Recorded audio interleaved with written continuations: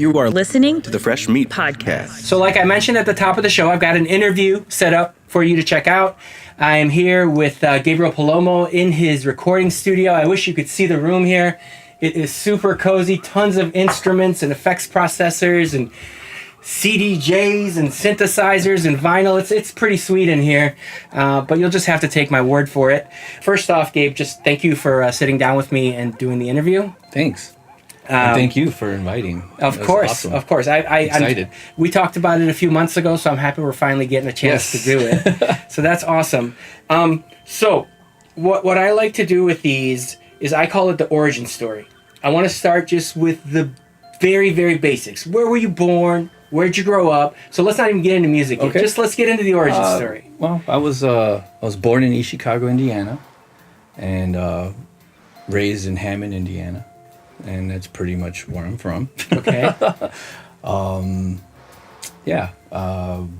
When did you move to, to the city proper? Because right now you're living within the city, Chicago. Yeah. I moved when I graduated from high school. I went to the burbs actually. Mm-hmm. And I went to Schaumburg. Okay. And I got kind of like, all right, I got family there. Yeah, I was like, all right. And I ended up, I went to school first, of course, and I got a 2-year degree in architectural technology. Mm-hmm. And I ended up getting a job in Schaumburg. And then from there, I was working at an engineering firm. And then for some reason, decided I needed another job. And I started working at the mall. Okay. And I was working at, what's it called? Structures. Okay. In Woodfield Mall. Clothing thing, right? Yeah, right across from Merry-Go-Round. Okay, yeah. And I met a couple cats, girls and guys that they were working at Merry-Go-Round. They invited me to a rave. Okay. Now keep in mind, I've been DJing since when I was 12 in East Chicago and Hammond, that whole area. And I kind of thought at this point, this was like 91. Okay. I was like, DJing's kind of like whatever. Right. Then I've done that, been there. Yeah, I've been there. I've been doing that since I was 12. And I was like introduced to my first rave. Right. And I was like, whoa. Yeah. So I ended up moving to Chicago in 91. Okay. And that's where I moved into 500 West Cermak. Okay. And that's where a lot of noise started happening. Yeah, so that kind of gets right into my second question. You read my mind, which is, how did you start to get into music? So now I know it's from the Cats by Merry-Go-Round. Well, music. Getting into music goes back to my dad. Okay, there we go. Who got me into first of all, my mom and dad, they're dancers. They always had music around the house. That was like just part of our life growing up. My first instrument was always banging on drums. My dad got me a drum when I was little, a drum set. Mm-hmm. Then he got me to take accordion lessons because he wanted me to play like Mexican banda music, but mm-hmm. I wasn't really into it. But I was more into the drums, and kind of like took off, then started taking piano and organ lessons. And as I got older, I got introduced to electronic music in early 80s. And that's where I was like blown away by, the early African Bambaataa, Kraftwerk. I didn't even know where these people were from. I just liked the beats. Right. And that was in 6th grade. Okay. So I dropped the drumsticks and started getting into like breakdancing, DJing, and all that. And my dad was like, what's he getting? Like, he's like, and then I was like, Dad, I want to buy a synthesizer. Like, I got tired of the organ, and I was like, I want a cool synthesizer. So I could start and buy drum machines no, that's not gonna happen. Right. So, luckily I met a group of really good friends in the 6th grade that they were into the same thing I was into. So we all started dressing up. We were breakers. Wearing Puma suits and right. Adidas suits and DJing and putting on shows and throwing parties, and that's kind of how it all started. As far as electronic music. Right. But before that, I was always playing the drums. Right. I was in my basement, always watching videos or just playing along to music, So I was like, just taught myself from the school hard knock, Yeah. Do you remember around when, what age you were at, kind of approximately when you started playing drums? Yeah, I started, what I used to do is I used to pull the pots and pans and out of my mom's oven. And I would use paint sticks, and I would have the kitchen. I'd just be sitting there playing along to music, and that's what made my dad buy me a drum set. All right. So they threw me in the basement, and I just figured it out from there. I would say it had to be like 6, 7, Yeah, around super there. early Yeah, on. I was really First grade. Yeah, I was. Some, You know, I was like I said, I was always into music, always into just being around it. You know, Okay. for me, playing my dad's 8-track, you know, cassettes, records. You know, my dad actually he used to have disco parties in the basement. Okay. So he used to like he had like he built his own lights where they would go with the music because he was an electrician, and you know he'd throw parties. I'd be sitting there like at the stairs and they'd just be like dancing and a big Right. party in the basement, lights going, and All right. he'd just be playing like you know just records or you know whatever. Yeah. And all right, you know, mijo, go to bed. You know, like I was like oh, you know, like then I go to bed. Ugh, you know, I could hear the music, you Right. know, and. It's funny because then later when I was doing parties at another loft, 1828 Hubbard, he came to one of my parties and he was like, "It's pretty good, man." You know, he was like, my dad's been to a lot of my parties, and I was That's like, "Well, I go, Dad, you're the one that got me into this." Yeah. He always kind of like had me in. You know, my mom, they're great dancers. Yeah. So they were always dancing. We're always at, you know, bailes. You know, throughout all the you know. Always dancing. That was dancing. Music was always a thing. That's So anyway, so that's kind of like, I know somehow I got dragged into the whole electronic because I really got hooked onto the beats Right. at an early age. Yeah. You know, back then when I was young, when I was 12, you know, I wasn't really thinking about, you know, a drum set and the tones coming out of it and heads and cymbals and sticks and all the vibrations that come out of that. But when I heard an electronic beat come out of the radio, I was Yeah. like, whoa, blown away, you know? Yeah. So that kind of like started me on the path of electronic music. And then, like I said, from there, you know, through high school, middle school, high school, college, you know, it was all DJing, parties, having a great time. Then when you get older, you're like, yeah, you know, this is like, I think this is over, right? A lot of your friends stop doing it. Then back to where I was, you get introduced to the rave scene in Right. Chicago, and you're like, whoa, what is this? A warehouse, you know? And people are dancing, and there's a DJ, and there's lights, and everybody's like, whoa. So there's still like more to it. Yeah. Then I turned 21. Then I started going to clubs. Yeah. I was like, this is great. So it kind of just kept going from there on, you know. Yeah, it's so many of us. I feel like in Chicago, those raves in the early '90s was just like it like ignited something creative in so many of us. You know. Yeah. So that's part of why I like doing this show because I know so many creative people. And so many of us have like similar stories. It's all different. Everyone's got a unique story, but there's these lines of connection, you know? Yeah. And I remember the first rave parties that I went to. It just blew me away. Like I was just like, that's what I'm about. That's what I want to do. Yeah, I appreciate all the people that did those events back then, and then when I moved to Chicago, that's where I moved. I was at 500 West Cermak, and me and my friend John Patrick, we were like, all right, let's get this space, and then right next to us was Wade Elliott and Pam, and they were like Core Innovations, and they wanted to throw a party in our space, and that's how we're like, all right, you know, we're like, who are you guys? And we're like, well, we're from like Indiana, you know, like, well, you know, you guys are DJs too? Like, yeah, well, we've been doing it. And then next thing you know, they threw a little party, and that's kind of how I got connected with the Chicago scene, you know, where it's The promoters. well, yeah, like that's actually, you know, where I met a lot of people from, like, you know, Diz, Free, Tracks, Gene, Ferris. I mean, the list goes on. Frankie. Yeah. You know, there's a lot of people back then. What I would love to know, because we've known each other a long time, and I know you've done a lot of different things, and by that I mean like way more than just DJing and just producing music, right? And already listeners have heard a few things. So you played drums, you were taking piano lessons, you were throwing events. What I would love is like if you can cut, and I might not be able to do it because you've done so many things, but do you remember like if when it comes to like being a promoter, being a musician, being in a band, a DJ, and a producer, like which one came first? How did one go from the other? I'd love to hear some of that. And I'm sure it's hard because there's so many hats you've worn. Well, it's tough because, you know, that's one of the things I've always struggled with as an artist. It's you know, even when I, you know, talk to my wife Birdie, I'm like, okay, you know, so we're gonna put together a website for you. What are you? And like, you know, and I always admire people that can, you know, even though they studied music or they did something, Their focus is this. In other words, you know, I'm a basketball player. Yeah, I could play golf. Yeah, I could play baseball, but I am a basketball player. Right. Me, it's always been a struggle because DJing and playing drums came natural.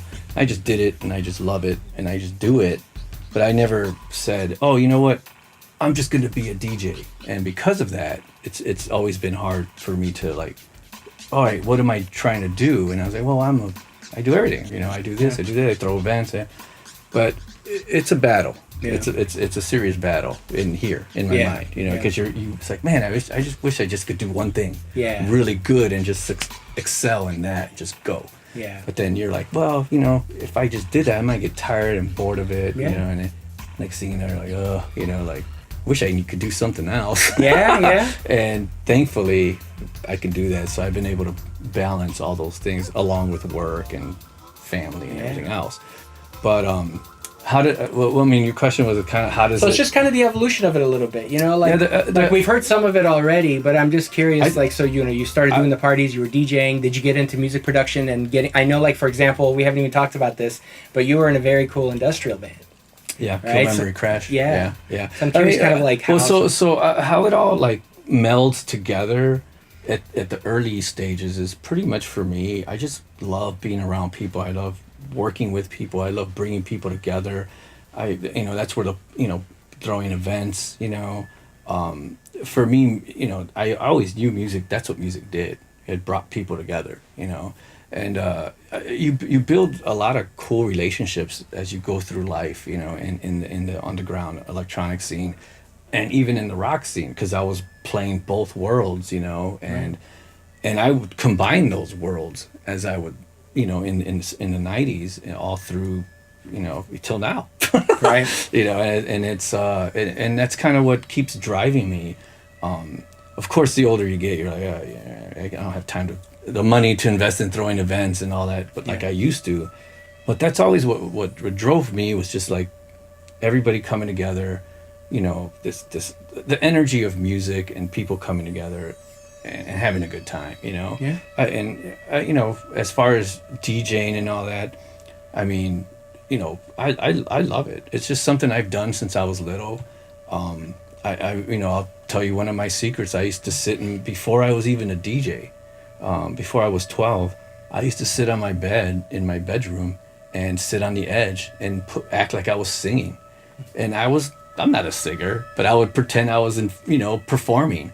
And nobody would see. My parents there's no video, somebody took a picture. It was just something I did. I was always into entertaining, and it just stuck with me. And I feel at peace when I'm DJing. I feel at peace when I'm playing the drums. I feel great when I throw an event and everybody's happy, and they come and they walk away. You're like, man, that was awesome. Yeah.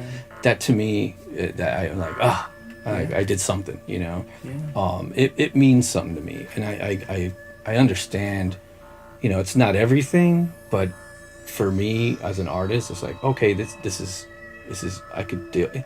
Some people are, meditation and all. I'm like, dude, for me, it's like playing the drums or DJing is meditation for me. And I think a big part of it sounds like to me, some artists, they just want to do the art. They almost don't care about the people, but you're one of these people, it sounds like. And I absolutely agree, because I've known you, we've hung out so much that you love that human aspect of it, that like connecting to others. Sometimes when I'm here in the studio alone and writing music on my own, I get sad. I'm like, man, where's my friends? I need somebody here to hang out with me and have a couple drinks, just chill out. Like let's have some fun. Let's for a couple hours. Let's just do something. Same thing. Sometimes when I'm asked to make a mix, I'll make a mix at the studio. I'm just like, it's like, I need that interaction with people. That means a lot to me. How it all comes together and how it builds up to where I'm at now. My dad always I always bring my dad into this, because we've always had conversation. He goes, mijo, son, like, what, mijo, por qué? Why are you doing this? There's no money in it. I'm like, pa, it's passion, dude. I go, passion, you can't touch passion. It's never been about money. It's never been about anything else. I'm not trying to be famous. If I wanted to be famous, I would have done all kinds of other music. Yeah. Taken all kinds of other paths. And already been over it. And then probably, yeah, who knows? Yeah, I mean, I understand. I know a lot of friends now who are doing great, and there's people who are keeping it underground, keeping it around, are successful, which I really love. And there's bands that are doing the same, and boom, like wow, you know. And for me, that's always going to be the thing, is to keep doing something that you love, do it with people you love. Keep it real. Make sure you're happy doing it, you know, and you're not going to, you know, I don't want to say sell out, but just kind of like doing it just to do it. Yeah, just being real to yourself, enjoying it at the end of the day. That's it, enjoying it. I'm passionate about what I do, you know. I know, but now the listeners know too, you've been doing this for a while. So Yeah. I want to kind of come to... Well, they don't know how old I am. Yeah, but recently... we're just about the same age, so we're both, you know we're in the 40s club. We're in the 40s club. 40s club. Getting close to the 50s. Yeah. Yeah. The present day, right? Recent times in the present day. So tell us about... Like, so for example, I'll kind of get you started. Like, lately, a lot of times when you're DJing out, you're doing kind of eclectic sets, but you're kind of known, I would say, as a techno DJ, right? Yeah. And so, like, tell us about kind of some of the stuff people should look for now, whether it's a label, a release, a party, or things that you've been up to more recently. So yeah, that's been, again, one of the struggles for me as an artist here in Chicago and elsewhere. It's always been like, oh, he's a techno DJ. It's like, wow, I've been doing this for a long time. I could run you through my collection of records and you'll see. Yeah. Like, well, I think people are going to hear in a bit too in that set. And you know, I hate when people pigeonhole and like pigeon me into like, hey, he's just this. But I'm okay with that now. I finally got to a point in my life where I'm like, you know, that's what people think I am. I don't care anymore. Right. But no, I'm not just a techno. But the reason I'm a big fan of techno music, when I used to listen to African Bambaataa or Kraftwerk or anything electronic coming out of like New York or, you know, Italo, all that stuff that was coming out from Europe or, you know, Germany and, you know, Detroit, I didn't even, for me it was always like taking it to another level of sound. It was like, for me it was futuristic music, technological music made by technology, by machines. It was robotic. It made me pop. It made me lock. You know, It made me like walk and think a certain way, and that's what that music did to me. And as you know, I journeyed through the '90s into the 2000s.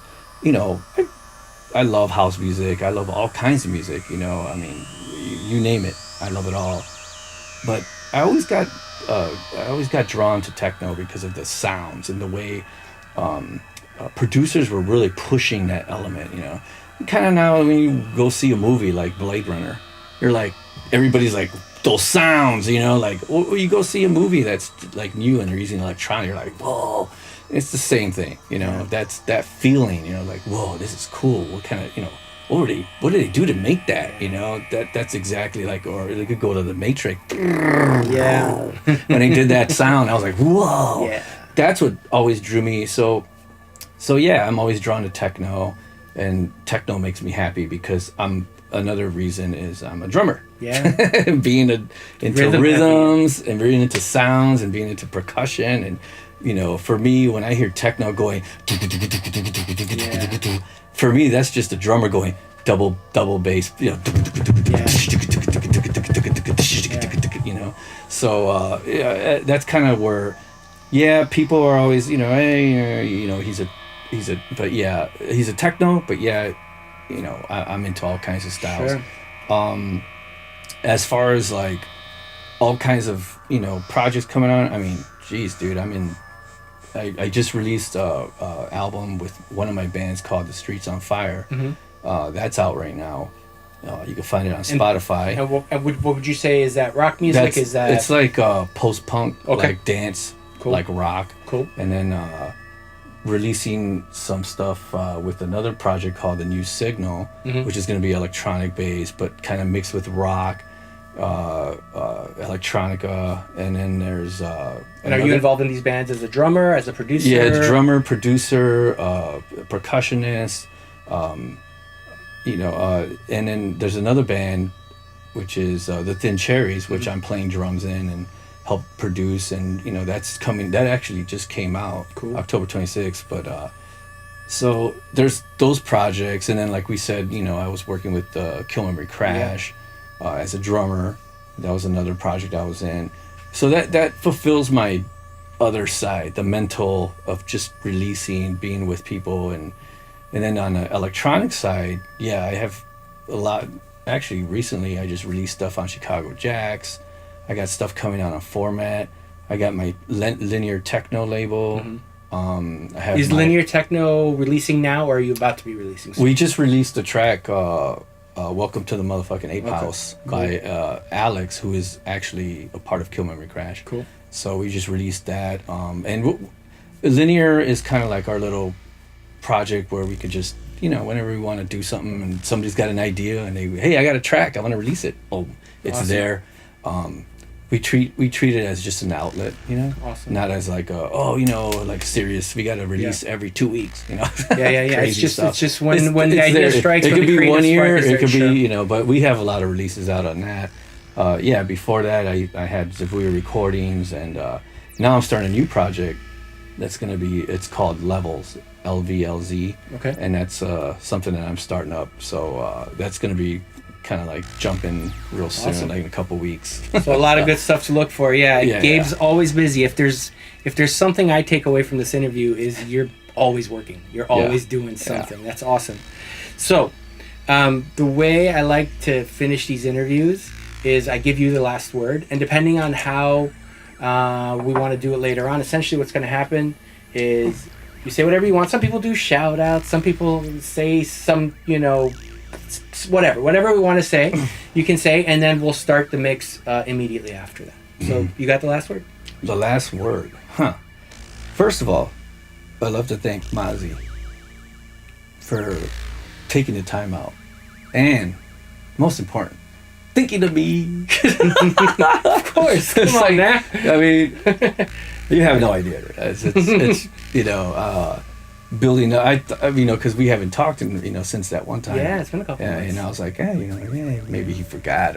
Then you hit me up, and I was like, holy shit, he's coming. Hell yeah, man. Hell yeah. But anyways, thank you so course. much. As far as the last word, man, just keep doing what you're doing.